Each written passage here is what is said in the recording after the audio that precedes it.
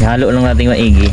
Umaga at hapon natin silang pinapakain. Yan yung ating mga manok. Good morning po. Magandang araw. Ang ganda ng umaga dito sa bukid ngayon. Ayun na, may doon. Nakikita natin may mga manok dyan. Madapo si Babaw. May baboy dyan. Ang pinakapitbahay namin, katita. Tapos dito, meron din alang baboy na papakainin natin ngayon. Hello, Lucky. Basta na si Lucky. Papakainin natin itong ating dalawang gagawing inahining baboy. Nandyan silang dalawa. Yan. So mag-ready lang ako pakain sa kanila. So ito, may tubig na tayo dito. Eh kanina nga, umawas pa yung tubig natin dyan, no? So dito muna tayo, mag-ready tayong pakain. So ito, napakasimple lang yung pakain natin dito sa baboy natin. Mga hybrid kasi ito ng mga F1.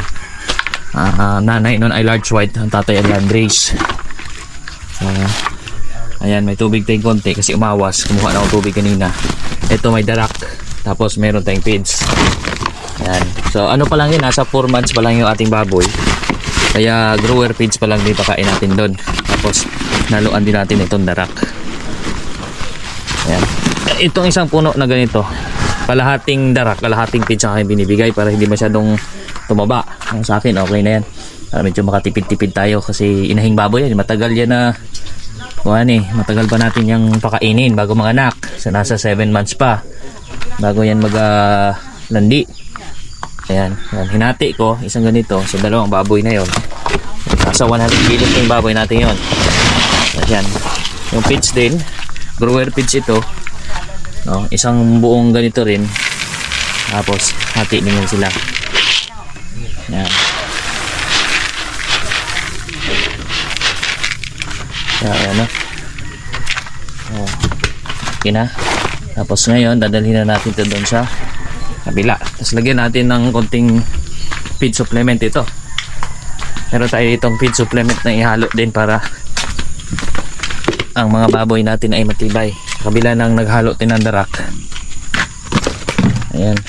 Ito yung King's Vita Plus Animal Feed Supplement.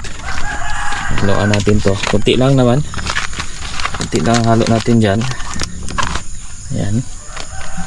Kunti-kunti lang. Actually yung isang ganito pwede mong ihalo sa isang sako na feeds. Ayan, isang buong pakete. 100 grams ang laman yan. Yun na. Ayan, kunti lang, no? Kunti lang naman yung pakain natin. Halik na natin.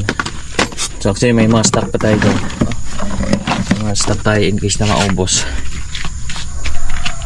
So lagyan lamang natin itong tubig. Sa tubig naman ayan, lagyan ko na ng isa. Tapos yan, siya pa.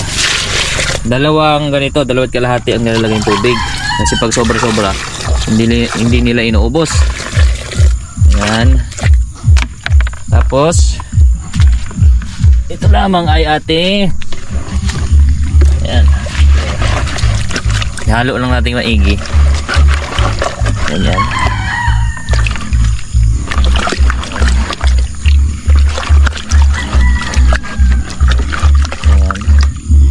So may kahoy lang ako dito naka-ready na to. Actually panghalo ko talaga to. Ito yung purpose nya.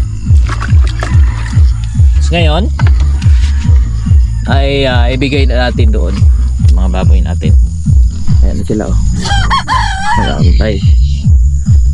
So nandito lang, nakatali lang itong mga baboy natin gawing inahin. Nasa ilalim ng mga puno. Ayan. So yung pakainan niya yan doon. So ito medyo ano to eh. Hello Didek. Basta na eh. Nakahabol yan. Nakahabol. Ngayon tsaka hyper. Ayan. Lagyan lang natin ng feeds. Okay. Ayan na. Okay na, no? Ayan yung pagkain natin. O yung isa naman, itong ating bit-bit na isa naman na dadalhin natin dito. May tubig pa. Ito baka naihian niya, so kailangan ko linisin muna to. Lagyan ko muna ng tubig. Pwede ka. Ayan o. Linisin muna natin.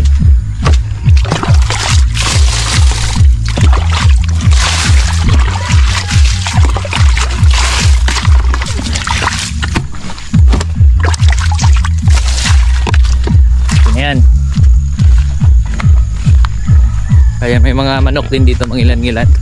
May salo. Yung tanim pala na tita. Oh. May garden sila dyan sa likod. May mga kasaba din silang tanim.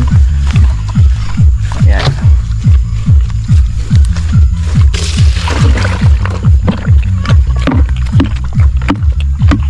Ayan na. So ganyan lang yung pag-prepare natin. Umaga at hapon natin silang pinapakain, no? Umaga at hapon natin binibigay itong ganitong pakain sa kanila. So ayan. Tapos pinapainom ko na sila tubig. Maya-maya nito, bandang mga tanghali, lalagyan kong tubig yan. So yun naman iniinom din nila. So tama lamang yung laki niya, na hindi masyadong mataba, hindi masyadong malaki yung paa. At sigurado tayo na hindi siya paglaki niya hindi yung tipong nalulumpo, kasi tama lang yung pagkain natin, sapat lamang. So yan. So ayan yung ating paraan. Usual nito, pag medyo malaki-laki na, haluan naman natin ng kangkong, madre de agua, diba, pang mga natural na pagkain available sa paligid na para dun sa mga pagkain nila. At haluan pa rin natin feeds kasi mga hybrid itong baboy natin. So yun, no, ang ating paraan dito naman banda sa mga baboy natin. Yan, kumain na rin yung mga native chicken namin dito. Yan yung ating mga manok, oh. Yan, mais ang kinakain nila. Since pre-range naman itong mga alaga natin, walang problema sa mais. Nangingitlog pa rin kasi kumakain sila ng mga damo, mga insekto na nasa paligid. Napakalas na kumain ng mais. Yung mga native chicken natin. Marami dito, mga inahing manok. Plan nga rin namin dito, bumili ng incubator na para mas lalong dumami itong mga manok natin. Gansa! So yun, may gansa tayo, mapunta na dito. So nilatawag muna natin bago natin sila pakainin lahat. Bigyan na natin konti-konting mais. Gansa!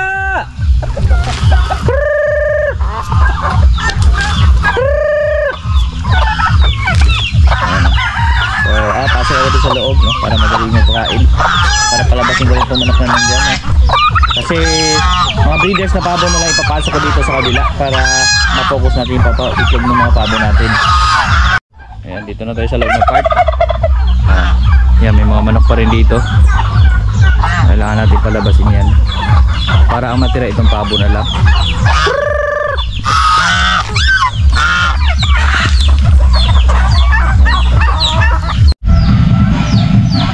So ito yung ating isang bagong barakong pabo, no? Ayan, siya yung ipapalahin natin dito sa mga babaeng pabo. Yung ibang malalaking pabo nandun sa labas na, kasi mag-aawayin sila kung magkakasama dito. Habang yan kasi magkakasama na yan, anak niya na yung